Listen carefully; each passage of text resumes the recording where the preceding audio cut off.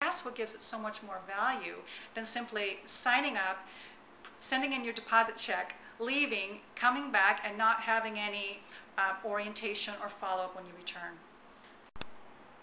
Our third daughter, Teal, went to Brazil. And Teal is a girl who had just a very sweet face and a very sweet nature, and she's a very, very strong person, but she kind of comes across as being vulnerable. And she was the hardest one for me to let go of. The funny thing about that is that, you know, she went through her exchange, and it wasn't always easy. She's going to talk a little bit about homesickness.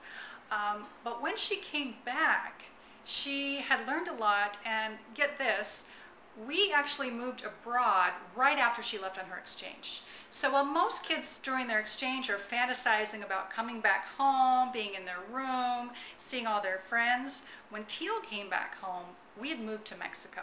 Home was no longer there. Her stuff was no longer there. She came to see her parents in a home that was not hers, that she had never seen before.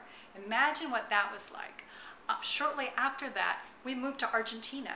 And so now that she'd spent a year learning Portuguese, she had to start learning Spanish.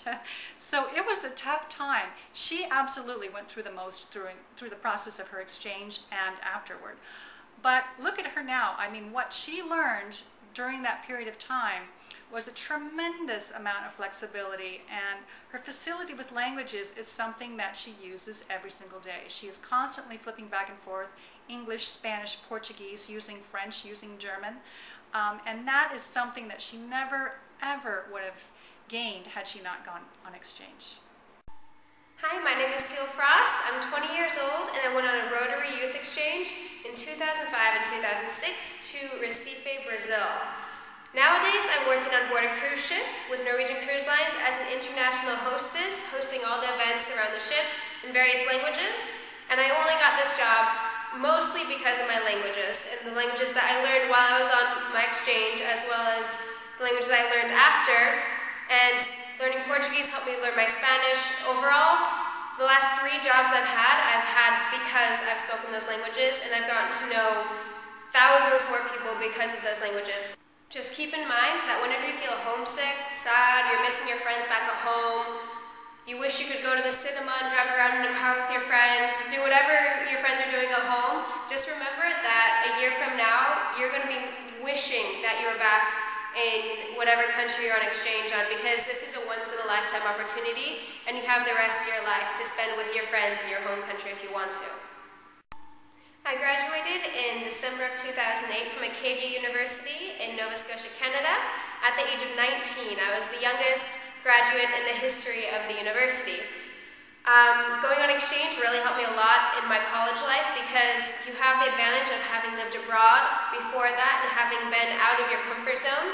And while most other freshmen who go into school right off the bat, this is their first time away from home, and they don't know how to handle that well. So you're already light years ahead, which helps you in your academics, when it comes to meeting people, when it comes to every aspect of universities. And for you parents out there, that no news is good news. If your kid doesn't contact you for a few weeks, maybe even a couple months, that's a good sign. That means they're having a good time, they're not homesick. Just be very excited for them because you'll have all the time you need with them once they come back from exchange, trust me.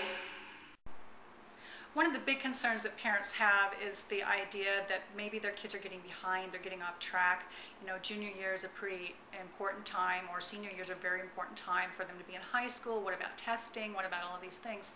And the book really does walk you through your options there, and why sometimes not being there is the best thing possible, because it gives you a reason to not have the exact same set of admissions data as everyone else going into college.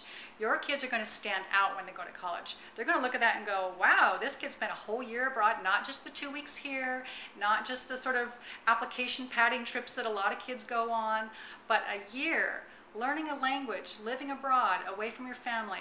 It's very impressive for admissions people. It's very impressive for future employers.